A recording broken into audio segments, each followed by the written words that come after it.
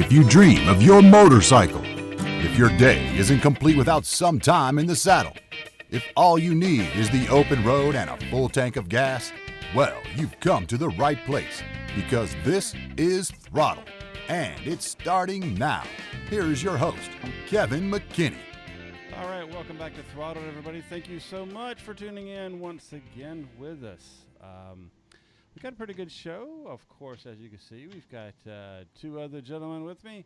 If you're tuning into the live stream, we've got Larry and Tom on the air with us. How is it going? Tom, how's it going? It is going great. It's a Sunday afternoon, 10 days till Christmas. How could it not be good? And my kids have only reminded me every day, it's only 11 more days. It's only 12 more days. Of course, they're going the right order, not the wrong order there. But, you know, I hear it all the time, multiple times a day. And I remind them that we went to Disney and not to expect much.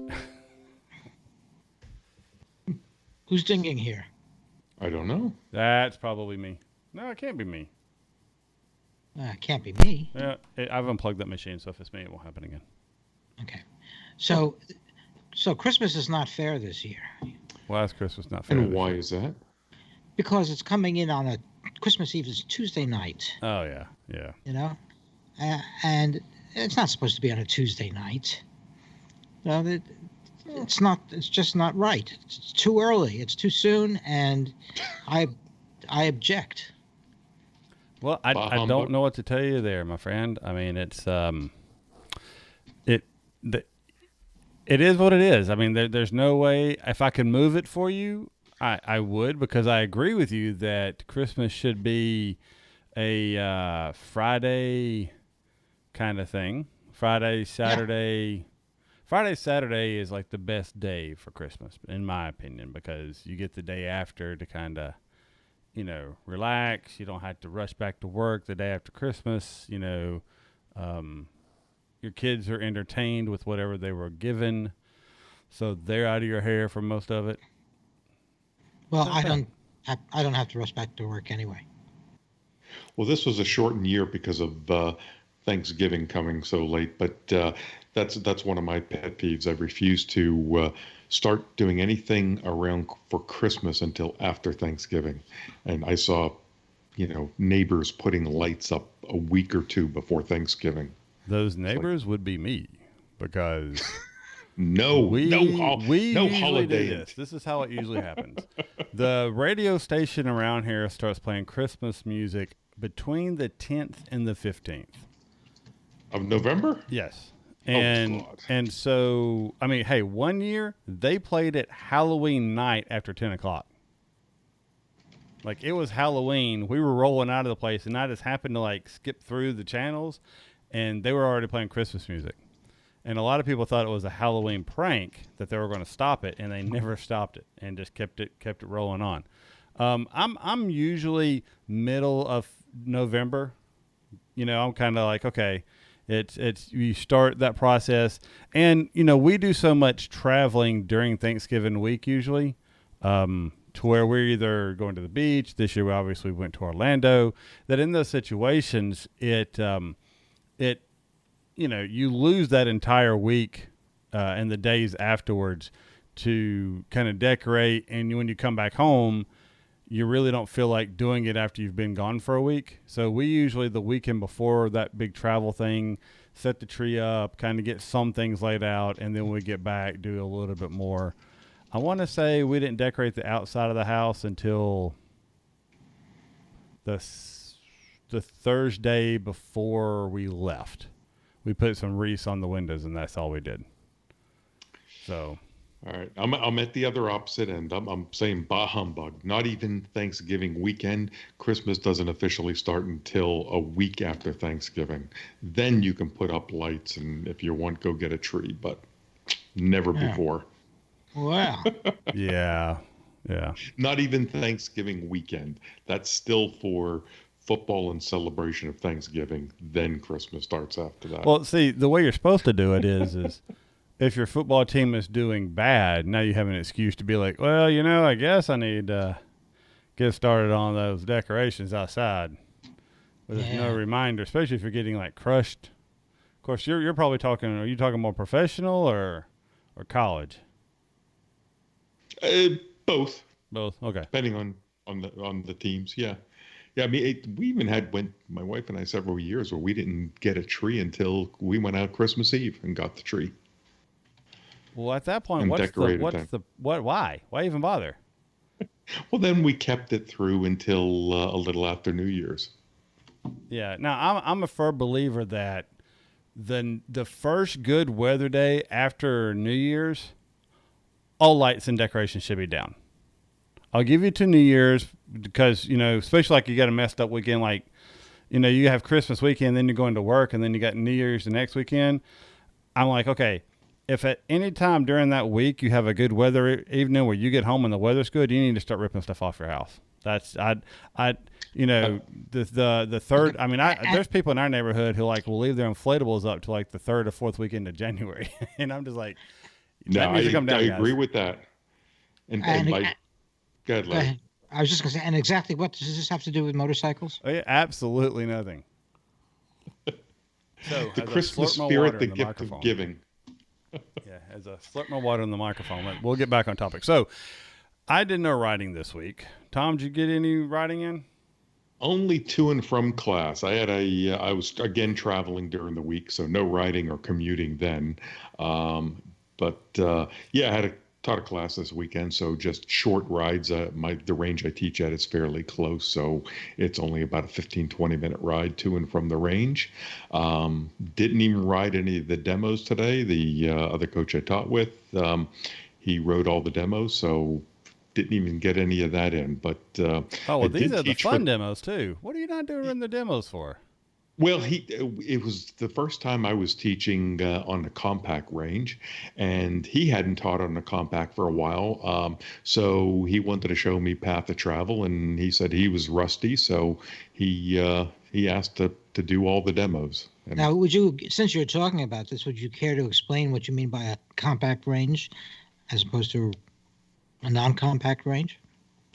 Yeah, so the place that I teach at, we have two ranges. We have a full-size range that you do the BRC basic rider course on, and then we have a compact range. So it's a much smaller, probably almost half the size of the standard range, and you can put up to 8 students. Where the full size you can put up to 12.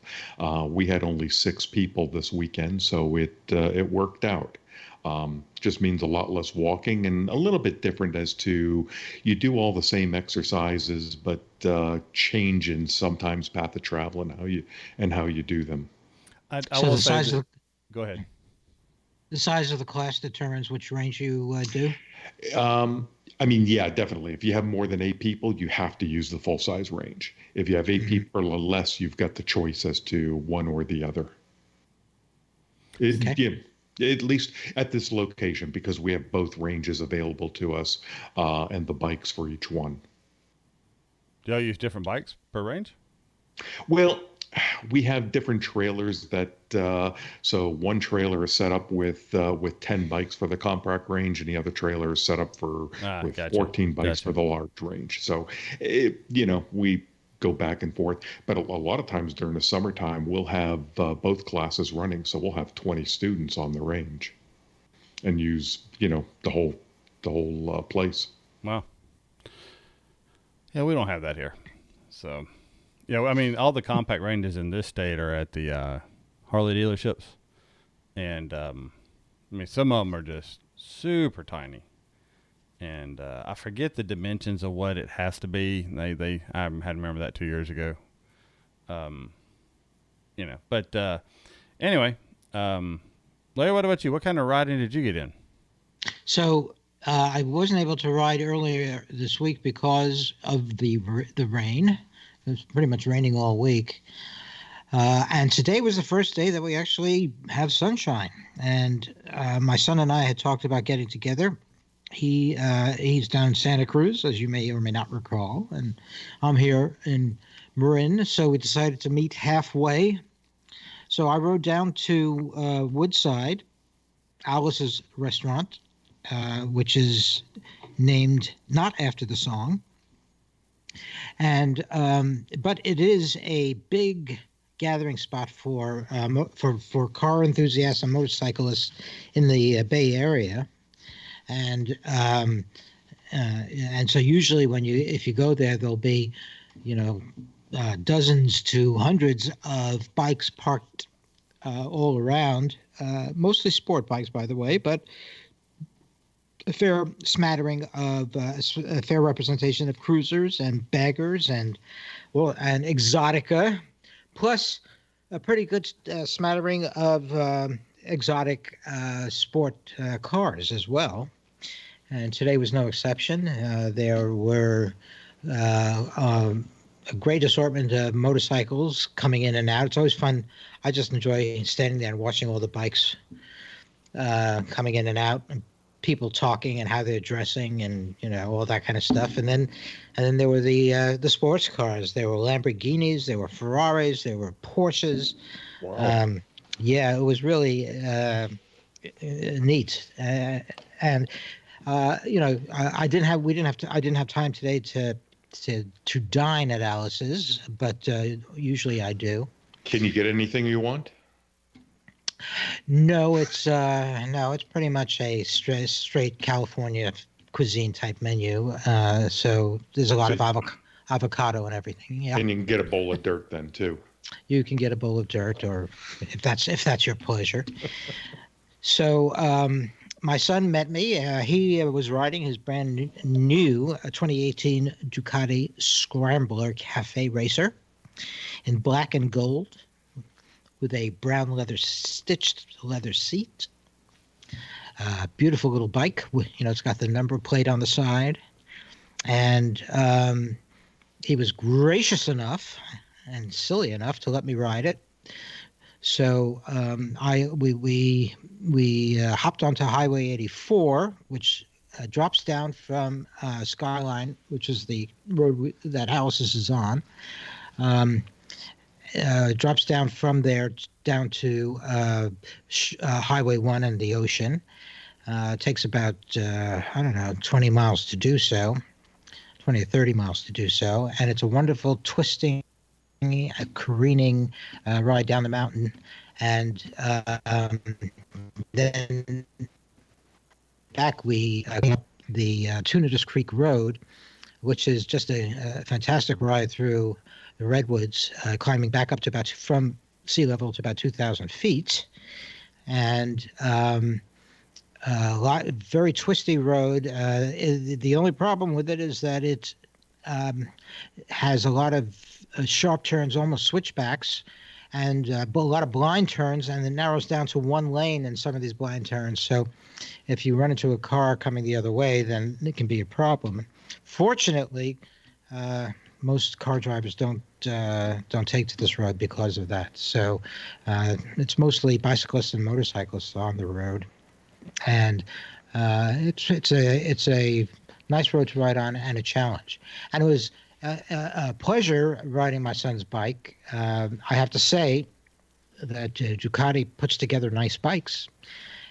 Aside from the funky gauge, it has a circular, LCD type gauge, and I was a little bit disoriented because the tachometer is represented by dots on the bottom semicircle of the gauge, and as your revs increase, the dots increase from right to left, and I'm used to a tachometer flipping to the right as your RPMs increase. So that's a little weird.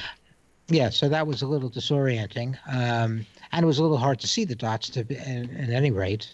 However, the shifting was great on the bike. It was a really low effort, nice feel shifter, and the seat was quite comfortable, and the seating position was quite comfortable, even though it's a little bit of a forward seating position. It was remarkably comfortable. I think the way the foot pegs were placed, perhaps just slightly back, but still mostly down, rendered it more comfortable than I expected. So the bike felt quite light.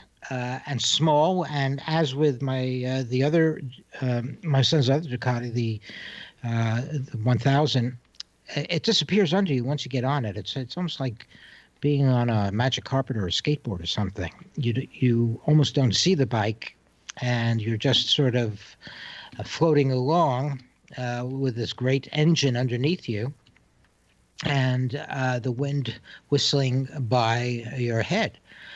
It was not as whiffy at speed as my Versus for some odd reason that I don't understand.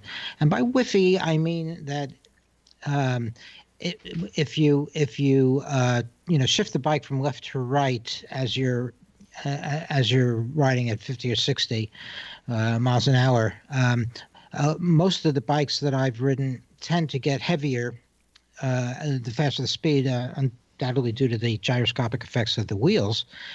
And his bike was no exception, but my Versus, for some reason, stays very light and whiffy even at highway speeds.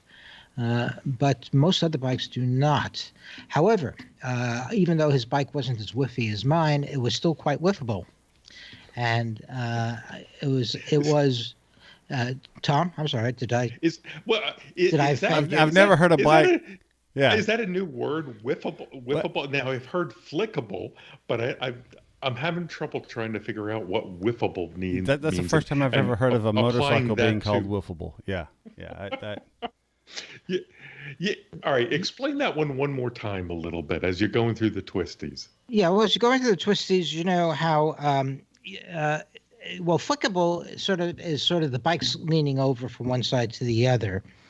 Now, whiffable is similar to flickable, but it has more to do with with unweighting the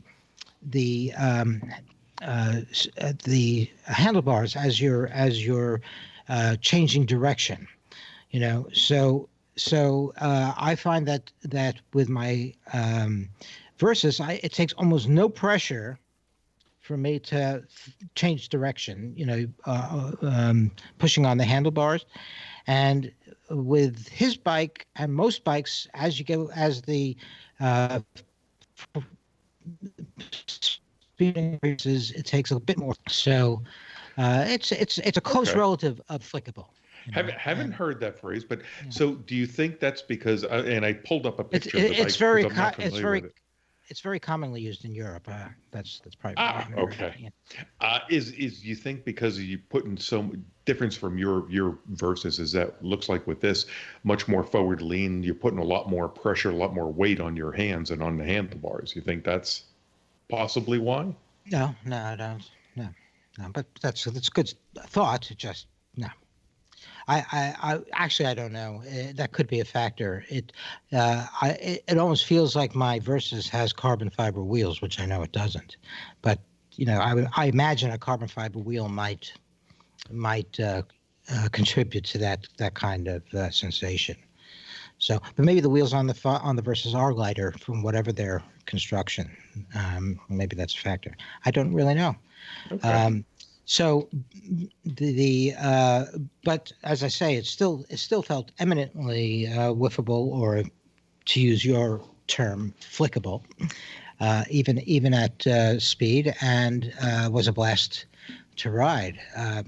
Speaking of blast, I did find that there was a fair amount of wind blast, once you got around 60 or over, which is a little odd in that when I rode his Monster, oddly enough, I got almost no wind blast until I was doing over 80. And that may have been on the Monster. It may have been related to at least my fantasy is that it was related to the instrument cluster, the pod, which was forward and a kind of triangular shaped pod, and I had the idea that it helped to divert some of the wind.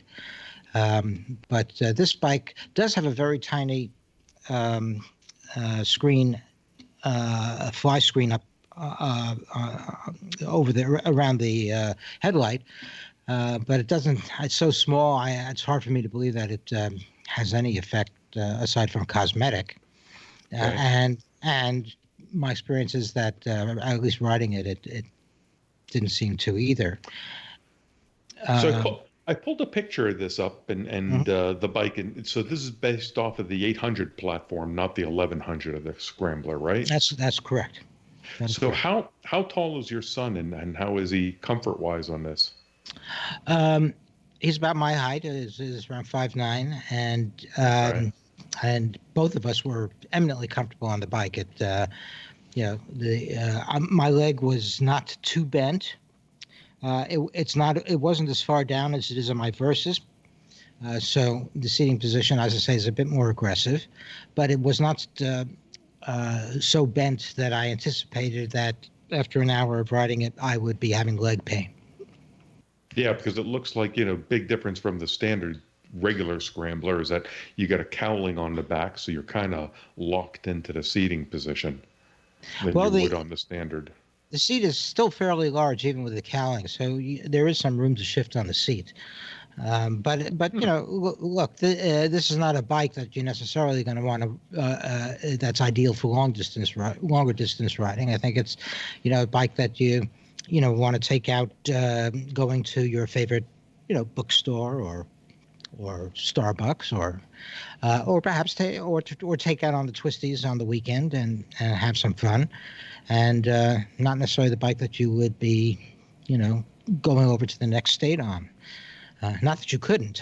The thing about the bike that was totally delightful for me was the engine, smooth, with lots and lots of torque at almost at any speed and any gear, and it just kept pulling. I mean, I couldn't test the top end, but my experience was that it just kept pulling. And when I rode his 1000, that engine similarly kept pulling ad infinitum, and I did test it at speeds that I'm not going to talk about, and it definitely had the moxie to go as wherever and however fast you wanted it to go. And this bike actually is very reminiscent of that the feel of the engine, even though it's a smaller engine, a lighter bike, but it still felt to me like it just kept pulling forever. I didn't feel any letdown in the torque, even as the roofs climbed and the speed built up. So I think it's a delightful engine and a bike that's really fun to ride for the purposes to which my son intends to put it. So, nice little bike. Looking at the specs on it, so bike wet weight's about 132 pounds, showing power is about... No, it's not 130. Oh, I'm sorry, 432. My bad. Yeah. That's I had a 4 4 there. Yeah, 432. Looks like power is 73 horsepower, torque 40 or 73 at 8,200, and torque is at 49 at a low 5,700, or 5,750. So that comes on pretty quick. Yeah, and it keeps going. That's the thing. I just never felt it peter out. An easy bike to ride. And a lot of fun, and for the purposes to which it's built, I think it's great. And really, the engine is a delight. That would be my favorite part of the bike. And for those that want to know, it has a list price of $11,995. It is a little bit on the pricey side. But you did say Ducati. It's a Ducati. Yeah. It's a Ducati, and you're paying a little for the style as well as the name. So, to each his own. Yep. Yeah. All Cool looking bike. So let's shift gears here and give a big shout out to our Throttle crew members: John, Rodney, Nick, Don, Alex, David, Ralph, Paul, Stephen, Lloyd, Chad, Michael, Dan, TC, Jorge, Randy, Sean, James, Tyler, Paul, Jeff, and Chuck. Thank you all for being supporters of the show. If you're interested in supporting the show, keeping our lights on and everything running, please go to the throttledpodcast.com website. Scroll to the bottom, click on the Patreon logo, and you can help us by getting signed up there. We really appreciate it. We certainly do. By the way, I meant to tell you, for those of you who have made fun of me because of my California temperature intolerance, I want to mention that today the temperature plummeted to 54 degrees, and I was still out there riding without heated gear, mind you. At 54, you should be. 54. Read it and weep. But I was cold. Now, keep in mind with the wind chill and the ocean and the altitude. He had 2 ice blocks strapped to the back of the bike too. I mean, it was amazing. And the ice blocks that I had strapped to the back, it was really it was chilly, but I did it. Proud of you there. That's good. Thank you. My friends said I was crazy to go out in this weather, but I showed them. You have friends? Well, my sometimes acquaintances said. All right. So let's move into some of the news articles that we overlooked last week, and we're going to go through these pretty quick. We're going to try to target for a little bit shorter show than normal this week. So the first one we have up is from Cycle World, and it's talking about the Damon motorcycles. Electrics?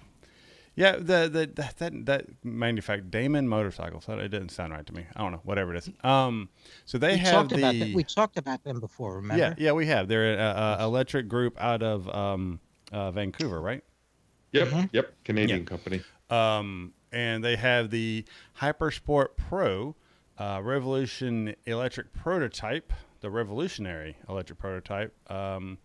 And they're saying it'll be unveiled at the CES 2020 show. And if I kind of scanned a little bit of the article earlier, and Damon is a company that believes that a lot of the issues that most motorcycle manufacturers failed to address should be addressed, and they're targeting technology as being a large part of how to address those issues. So the safety issues. Well, some are safety, some are ergonomic, which you could debate about being safe. I mean, I can give you that one.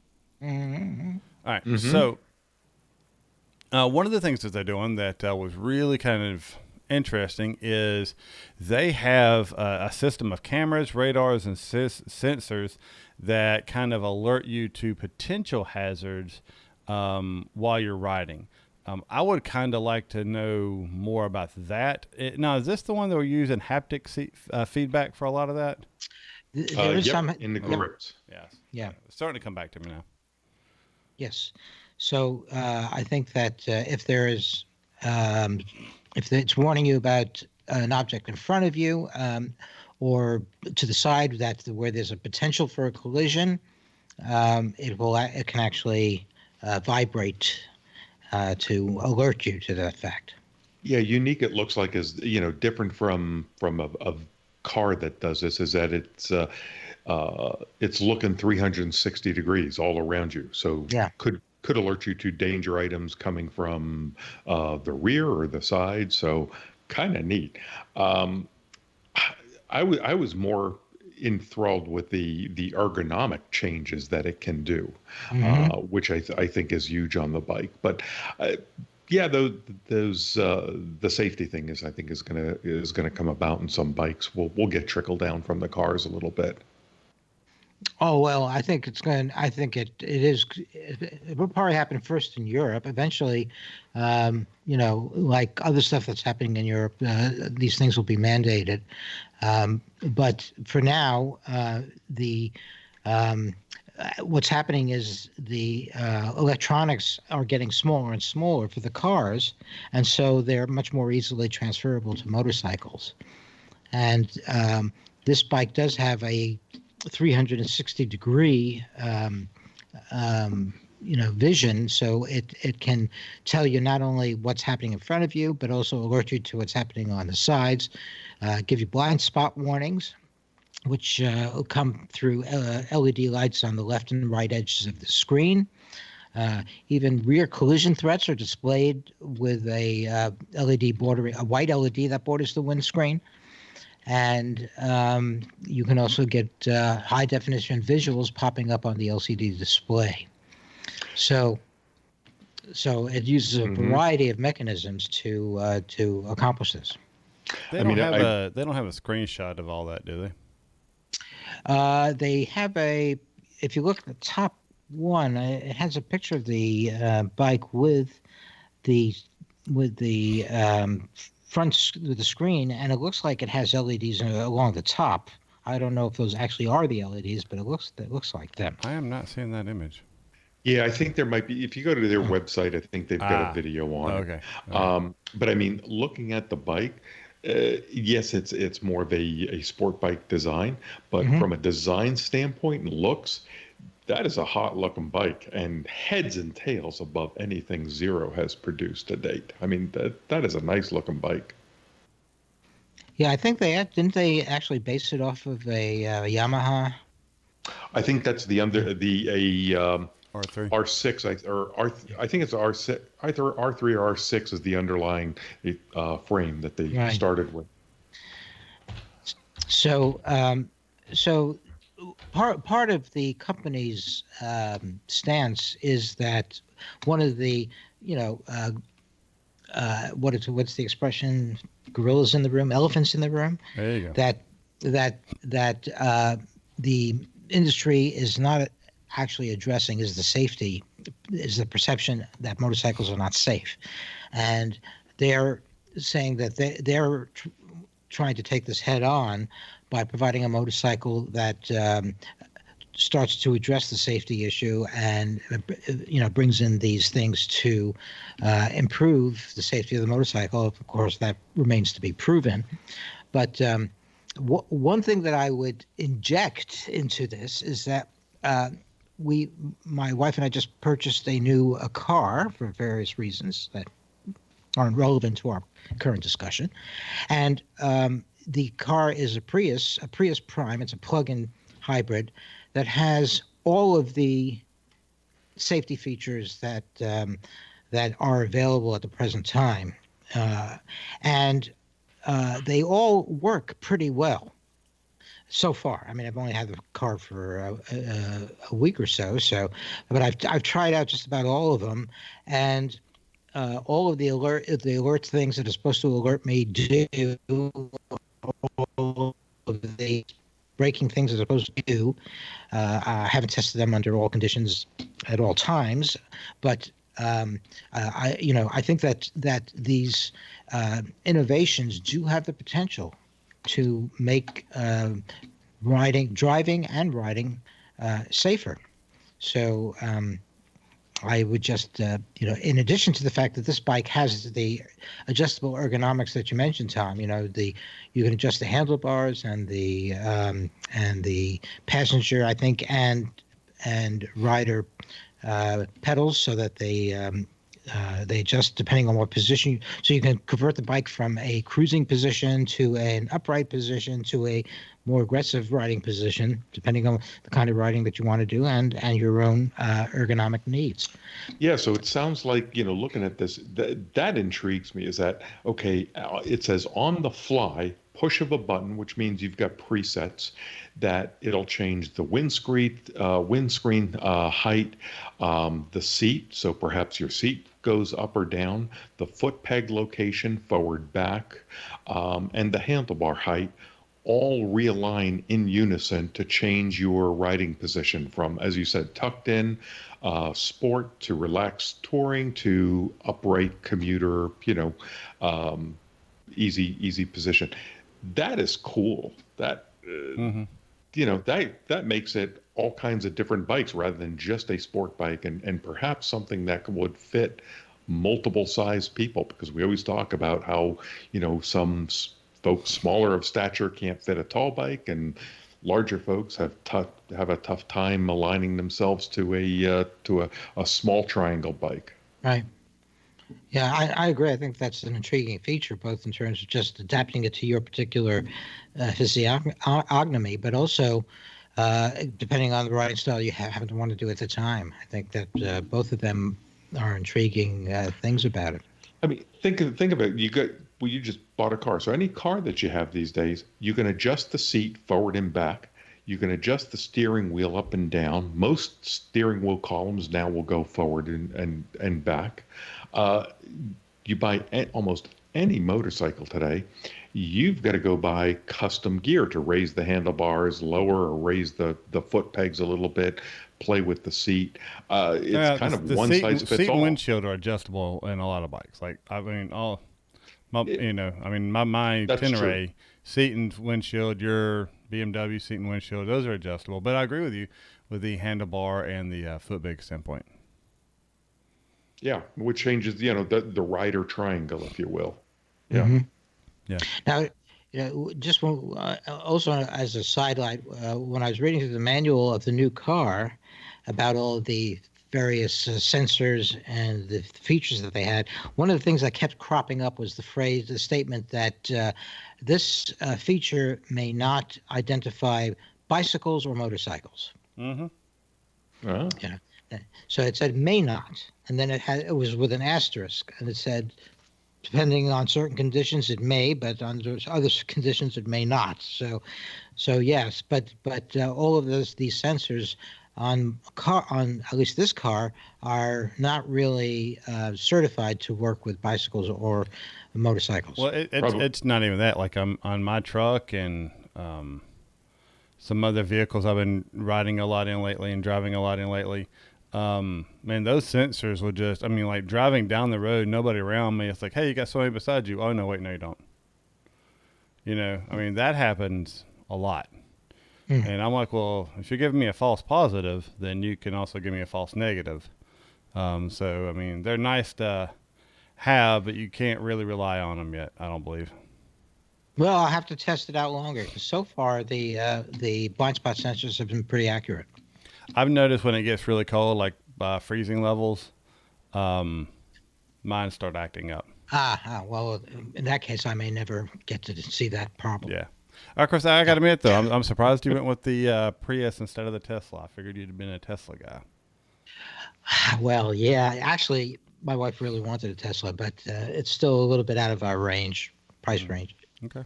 So, but the with the plug-in, we were getting an infinite amount of miles per gallon for the last week. Nice. Yeah. All right. So let's move on to, and I don't really get this one as I continually use the wrong mouse. Speedy launches a motorcycle jacket to protect riders for urban pollution. What? What is this? Yeah. This is very important. Pay attention now. So, what are you laughing about? I read this article and yeah, I had some choice phrases when I read what this thing was. Well, it looks very cool. Look at that picture. They have the guy's head dark and the jacket is kind of illuminated so that he looks like an alien, doesn't he? It looks like an alien being wearing some kind of impenetrable material. So he looks like he's trying to be the bad guy from Star Trek. All right, well, fine. Back up and start. So the idea is that this is a jacket that you can wear riding that integrates wearable technology to monitor air pollution and warn riders when they should be wearing a built-in respiratory mask. So this is, according to the article, paving the way for a new era in riding gear design focused on real-world challenges faced by riders in the 21st century. So the idea is that this is a riding jacket that has built in a face mask that I guess has filtered some kind of filtering material so that it filters out pollutants.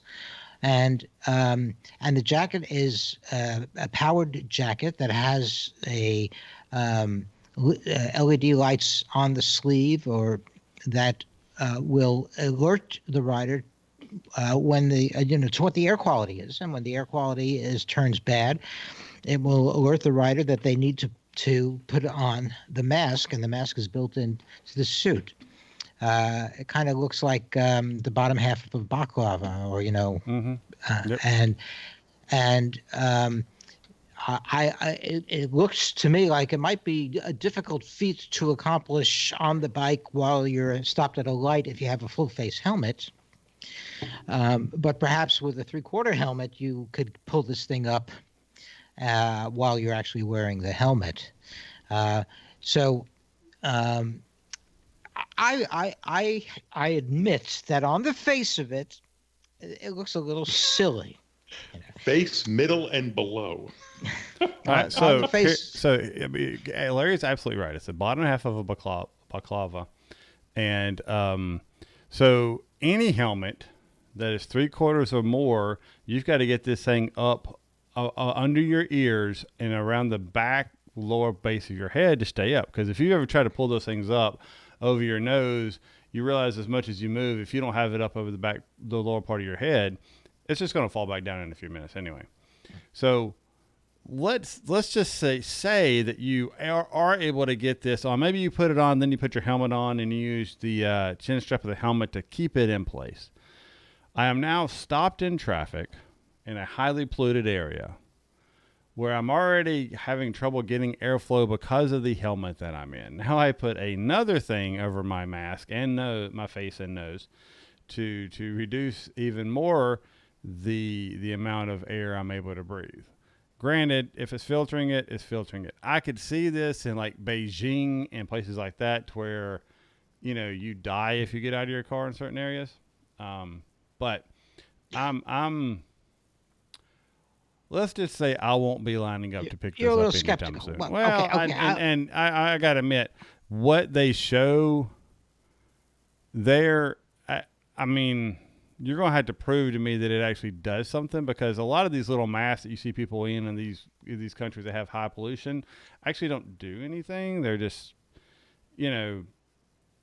surgical mask, and if the air goes in, it's not necessarily doing what you think it's doing, especially if it's got the holes to the side and all that kind of stuff. So, right, I don't know. But you're overlooking the fact that it also includes other groundbreaking innovations. What, the LEDs in the sleeve? No, a passive external protection with new waterproof H2 out material designed to resist not just water, but corrosive agents found in urban environments, and to top it off, a never seen before taping of the internal and external seams, which is not only tougher than standard stitching, but also has the ability to stretch the fabric when it's being pulled around. So this is a suit that not only protects your breathing, your lungs from air pollution, but it also keeps all of the offensive elements in the air away from your skin and your other tender parts. All right, so if you guys are interested in this jacket, is it Speedy? Spidey. Spidey. Spidey. Is it Spidey? I don't know. So, you would need the E after the I. It should be Speedy, if they're doing it by grammar rules. Anyway, so if you're in the market for a jacket like this, perhaps you shouldn't be leaving the house to go out into the elements. And if if you have a picture of this thing and you're wearing something like this, again, I'll say perhaps you shouldn't be leaving the house in public with this on. Yeah, it's not very attractive, I will say. So, actually, they say that this is highly fashion conscious. Well, and maybe in Japan and China and in that area, but I will say in my part of the world, it would not fly. be there wouldn't be a large demand for this. So I will grant you that that in some aspects this doesn't seem all that, I don't know, practical or even desirable. But I would point out that it is another effort at making smart gear, and that is going to be happening more and more. Not only will the bikes become smarter, but the things that we're wearing will also become smarter. And so this is just another aspect and example of efforts to build that into the things, not only that we ride, but the things that we wear. All right. So Sonics in the chat says that he uses an air pollutant mask here in Korea when air quality gets really bad. Well, do you use that when you're riding, Sonics? And does that cause any issues for you while you're riding? I mean, have you run into any issues trying to do that? If you do it, I would be very interested to hear that. And I'm wondering if this thing that they're having you put over your face is of the same quality as like an official air pollutant mask, because I doubt it. I highly doubt it. And I don't think it's an Army surplus chem suit, Rodney. I think that That was funny. Speedy or Spidey is probably better than that. Yeah. I don't know. I mean, I see how this could actually be in India, in some of these high polluted areas. I mean, I could see where these kind of products may be needed. I mean, and I'm not going to lie. I mean, here where we're at, especially in Birmingham, during the summer, we have a lot of air quality issue days, right? To where you can see the haze because it just gets humid and the air just doesn't move. It just gets stale when we have these high pressures that just sit forever. I mean,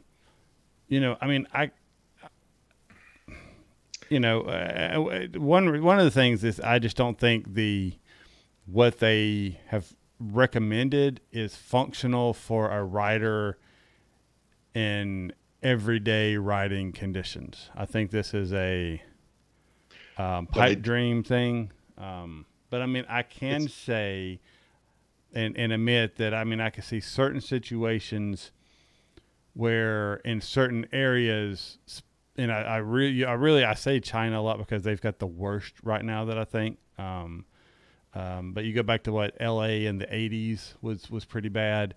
I could see that actually being a concern for some riders, because you're out there, and I've talked about it before on the show. Like, hey, I'm on the interstate, I'm parked behind all these vehicles, and it's 100 degrees out. One reason I want a lane split is so I can get air moving, and I'm not just sucking up these people's exhaust.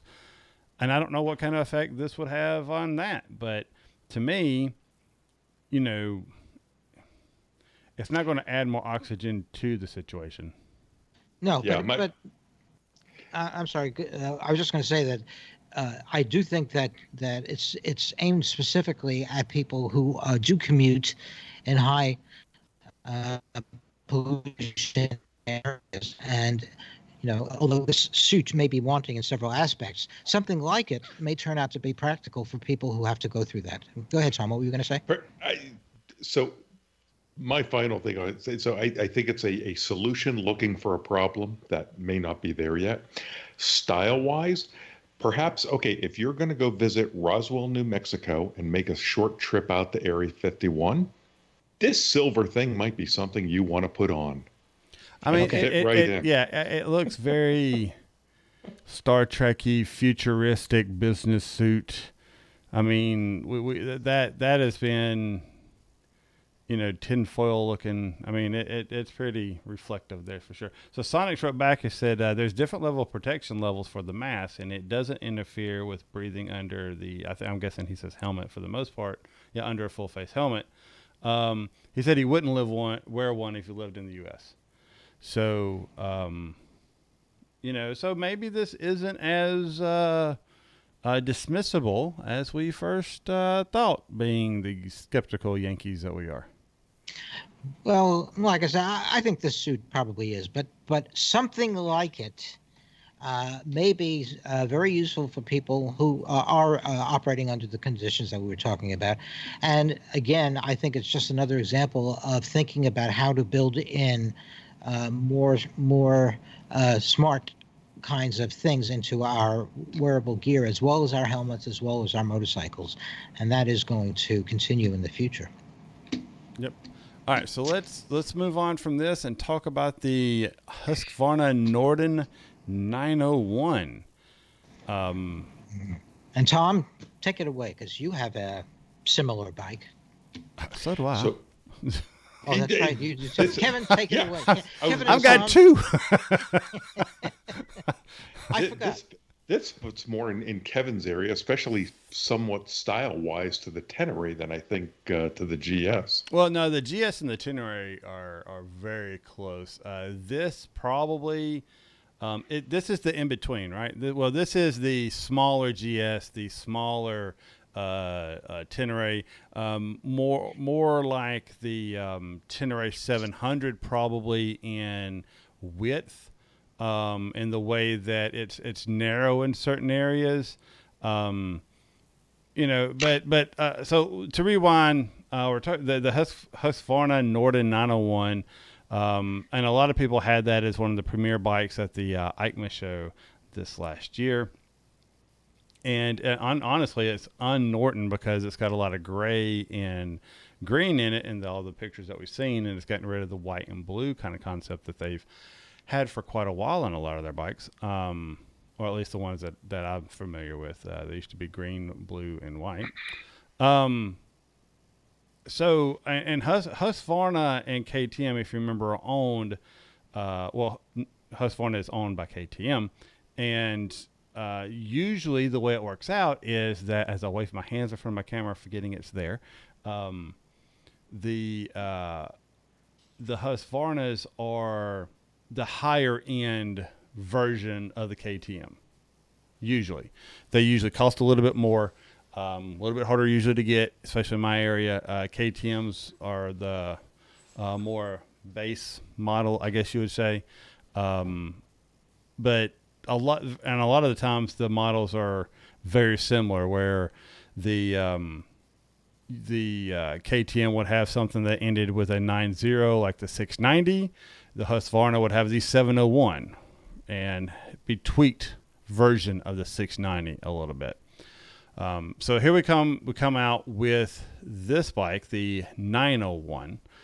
And what we do know is it's dual sport. It uses the 890cc parallel twin engine that debuted in the KTM 890 Duke R. It has a 21-inch front wheel, 18-inch rear wheel, so that is good. But and we expected to have a lot of the bells and whistles and carryovers from the KTM 790 Adventure R. So basically what they're doing is most likely, and from what I've seen, they're taking the KTM 790, putting the larger 890 engine in it, calling it a 901 because that's what they do. And that's going to be the bike, pretty much. I don't remember if there's a 990 out right now for KTM. There is. So this, not 990. There's a 990, but that's not what I'm talking about here. So that's kind of what's going on here. This article actually makes some interesting claims that I want to talk about in just a minute. But initially, what do you guys think about this? And I'll go with Tom first because I know Larry doesn't care. That's right. Well, yeah, I mean, so this kind of fits into that new middleweight adventure category that's all the rage these days. So that step down of anywhere from the 700s up to, I guess you got to include the Africa Twin 1100 in that realm as well. That still are going to that dirt bike-ish 21-inch, 18 or 17-inch. 21 front, 18-inch rear setup. This one has a styling of that Dakar type styling with the blunted front end. It doesn't have a beak on it. It just didn't have the beak. That's the thing, is that they actually have a front fender by the tire instead of the big beak. As much as everybody, you especially all the pundits online and do podcasts, and everybody complains about the beak. Sorry, I kind of like the beak a little bit. On the BMW, it's actually functional. Because of the position of where it's at and the size that it's at. It's functional. On some of the copycats, they've moved it to an area and made it really short to where it doesn't function. Yeah, I mean it kind of finishes the front end bike. So my only issue with this bike that I'm seeing is I'm wondering where's the weight distribution. So inherently a parallel twin carries the weight a little bit higher because the cylinders are sitting up high. Then you look at the rest of the fairing on this is fairly high. Now you look at the crash bars that are added. The crash bars come all the way up to just below the windshield. So now that's adding several pounds at 36 inches high or more. Uh, you know, you ride more off road than I ever do. As to what do you think as far as having all that weight higher? You know, probably well above the center of gravity here. Yeah, I mean, looking at the side profile of this now, and the picture that we have is one fully kitted out. So they have lower engine guards. Really, that looks more like a radiator guard or whatever that is. I need to look at it. The lower side, and then the upper one is just really protecting the fairing around the headlight area there. And I have a feeling those are two different pieces. So Yeah, but I think this is the way that they're going to sell the bike, and this is the way everybody's going to buy it. Nobody buys this but bike. I mean, but a lot of venture bikes, they show in their press kits fully decked out in gear, and then they sell it stripped, and you got to buy the add-ons. Because they're not, that tank bag, that bag on the back of it and all that crap on the back of it, that's not coming with that. That's true. Yeah, I'm talking about the Yeah, bars I up wouldn't. front and such. Yeah. I'll say this. So if I look at it, those guards on the upper tire are just protecting some of the auxiliary lighting. The at the bottom is helping protect the plastics that are on the sides of the bash pan on the bottom, the skid plate. It's actually not doing anything for the real guts of the engine, I guess. I guess if that plastic wouldn't be there, it would look normal with that. But my key to this is, with it being chain drive, that's what expected. My key is how narrow is it at the knees? The pegs do look slightly back to me, for where you would want to be when you're kind of sitting up on the bike. They seem just a hair back, but that could just be the camera angle and the effect you get there from that. It's got a huge radiator on the front of it, by the way. I don't get some things. It's got, I say I don't get it, but as I sit here and look at it, I kind of like it. There's I guess it's a TFT display.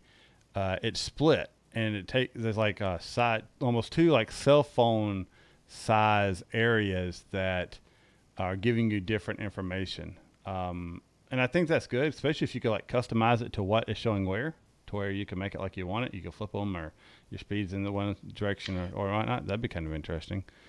And then I'm not sure, because I haven't really studied the bike, what the thing is that seems to be I don't know, on what I would presume is the tank. What is that little thing bolted on there? That's a mount for a tank bag, I think. Okay. So Where's the gas tank? Okay. Is the gas tank I would assume that's also where the gas tank is. I don't see Yeah, they don't say as to where the tank is. It may be on the front of that bracket. There's in the front opening. It looks like there might be a round thing for the gas. So you'd have to take off. There it is. Okay, I found a picture. Yeah. You are right. So you'd have to take off the bag which is not uncommon. Yeah, that's not uncommon at all. And most adventure bikes you have that. I think the seat looks like it has a lot of grip to it, so you can clamp your knees around it.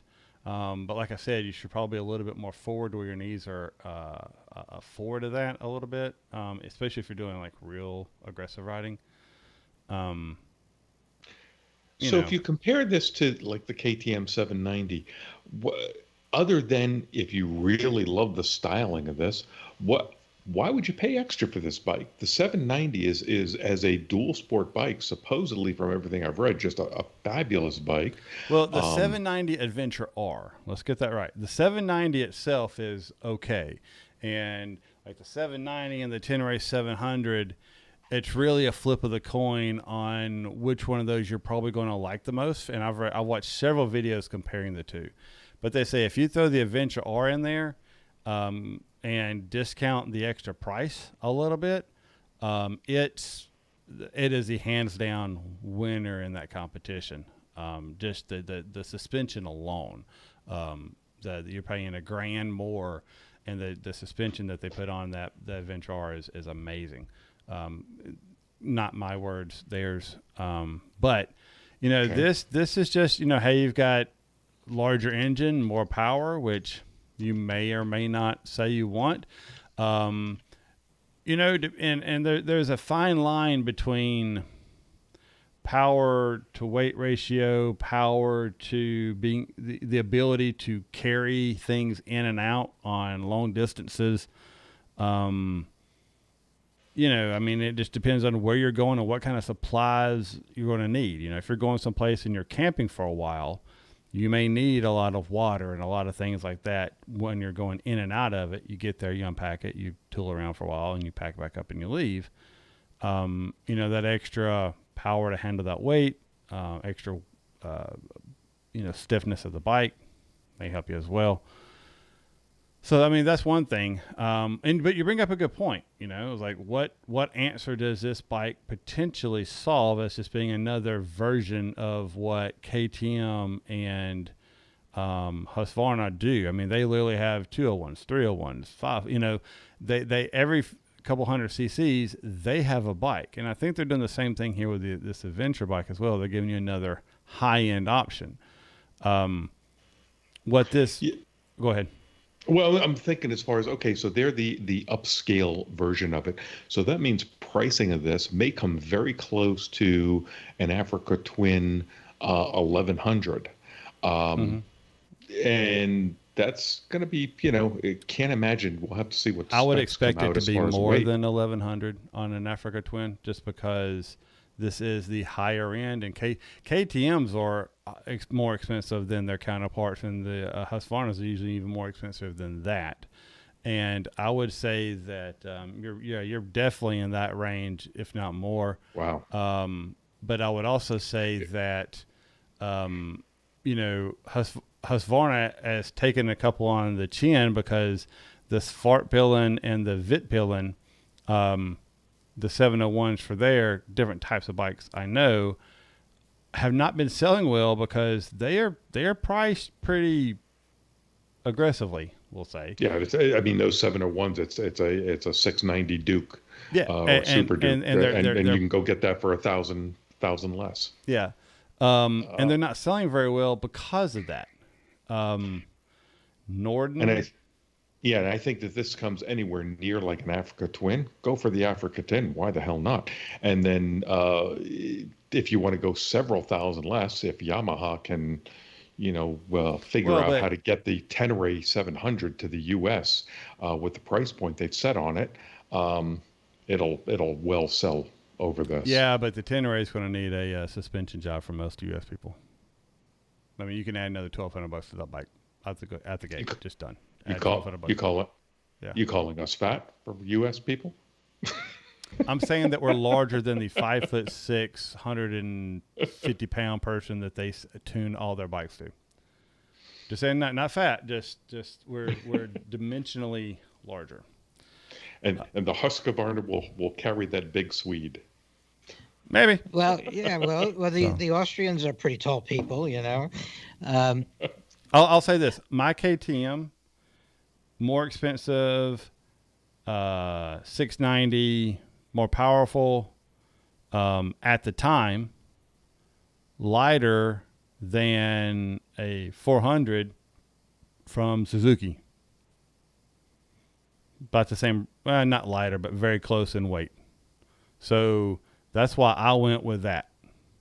So if you can get the power and then the weight works into it, I'm fine with, them I mean,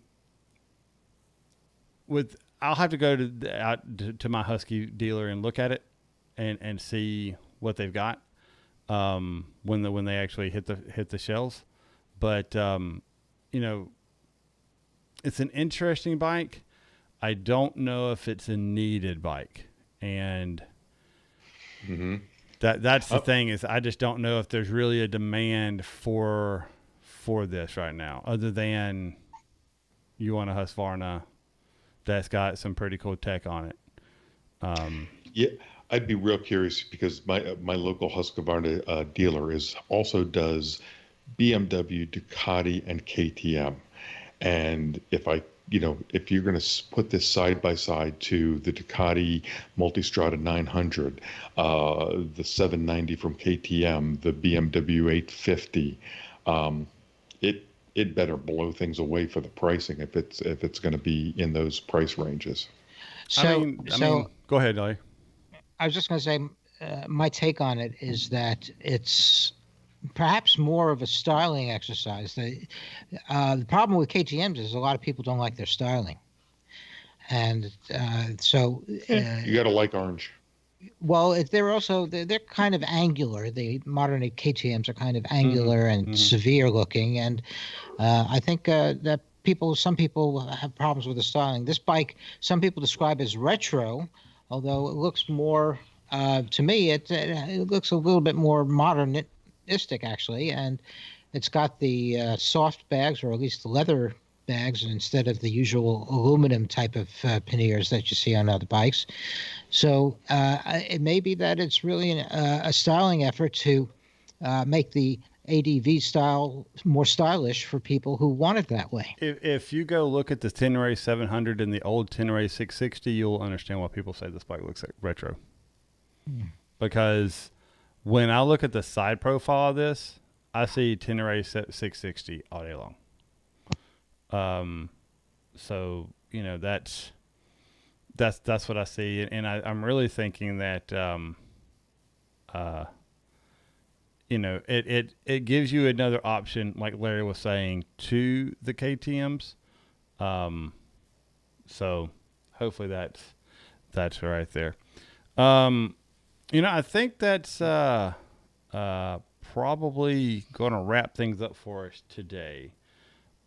So we'll probably look at moving on everything else to another show. So, Larry, what I was saying, Larry had to step away for a second. I was saying, yeah. I think this does give, like you said, an option to the styling. I didn't think about that, but it is different. It does look like the some of the older retro bikes, as I said a minute ago. Yeah, very, very. I looked at it and immediately came to mind is the Dakar styling. Yeah. Dakar And that's racer. kind of where a lot of these bikes, the mid-weight bikes are going in that. So, all right. So that's going, like I said, that's going to wrap us up for today, I believe. And we'll work everything else into the next show, hopefully. But we will be back next week. As far as I'm aware, we may stay tuned to our Facebook page for any changes. I've got actually several shows to get out for you guys to even hear this. But we're so far planning to do something here in the next few weeks around the Christmas time, and not sure who will be here, but we'll probably try to get a show out. Even if it's not live, we'll try to get a show done at some point during the time frame. All right. So, gentlemen, good discussions tonight. A little bit quicker show than we've been having here lately, but good discussions, definitely. But I had all these other things. I know. But I got things I got to do, man. I hate to say it. Give him a teaser for next week. Go ahead, Larry. Well, here's the thing: I'm not going to tease anything other than Larry. Okay, Larry's going to rub in the wonderful weather he has at some point in time during the show. There's a tease that we won't bury that lead at all. And all right, well, I will have some kind of sarcastic comment about something that Larry said at some point during the show. There you go. And but how will I inject the weather in, and what kind of sarcastic comment will Kevin have? Stay tuned. Yeah, I can guarantee both of them will probably be unwelcome and unwarranted. So why don't we go ahead and sign off here? And Larry, I'll go ahead and let you go first. Okay. Well, I'm planning to be here next week, so we'll do something.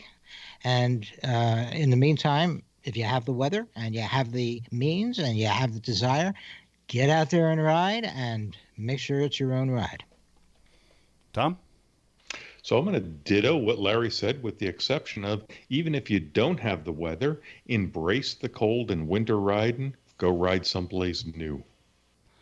All right, and I'm just going to end it with saying thank you all who listen to the show. Thank you to everybody who support the show.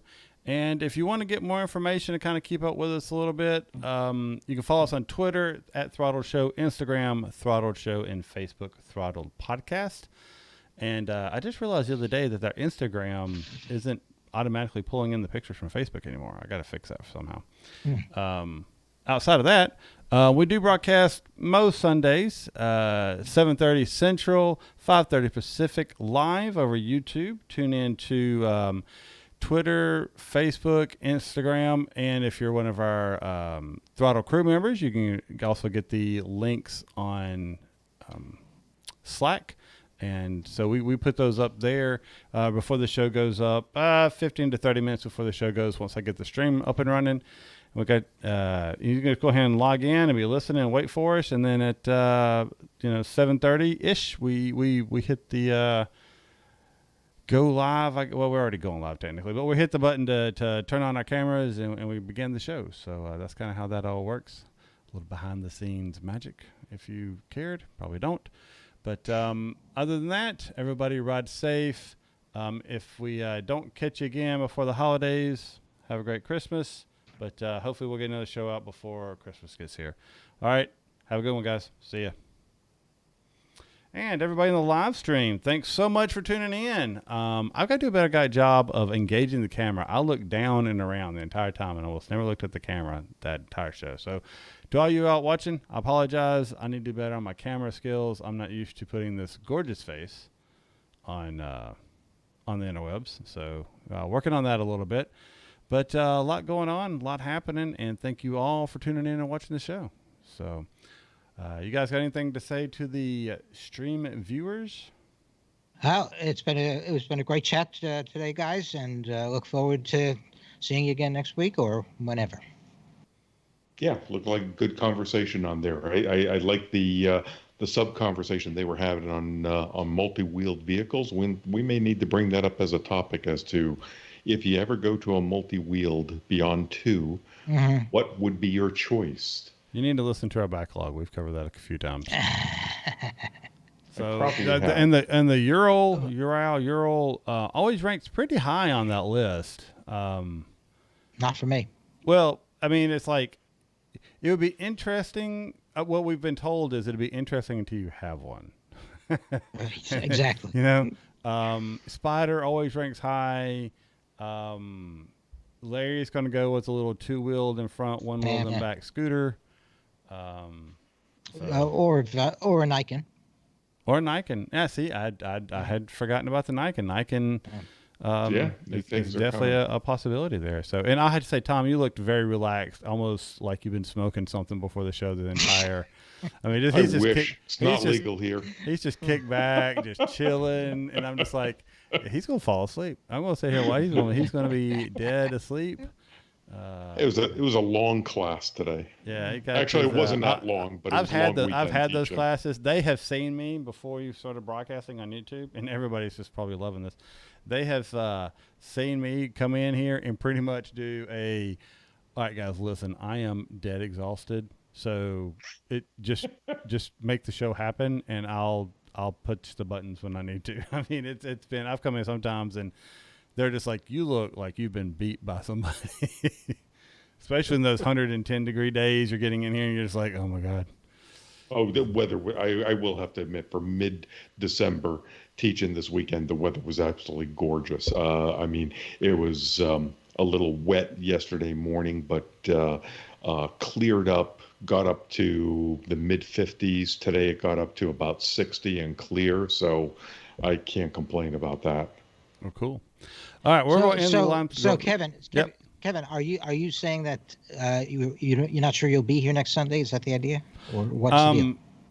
I don't know what my wife's family has been moving around when they're planning on doing their Christmas stuff. I honestly don't know what day they've picked. It was Sunday. It was that Monday. They've moved it to like the day before Christmas. I mean, it's been moved around several times. So I'm kind of like, well, if they do it on Sunday, I'm not going to be able to be part of the show. If they do it any other day, depending on what I have to get done that Sunday, I may not be able to be part of the show. I mean, it's just one of those. I don't have a lot of, I was telling him earlier, and well, here, we'll go ahead and end the stream, and then we'll finish up this conversation in just a second. So everybody on the stream, we'll see you, and take care.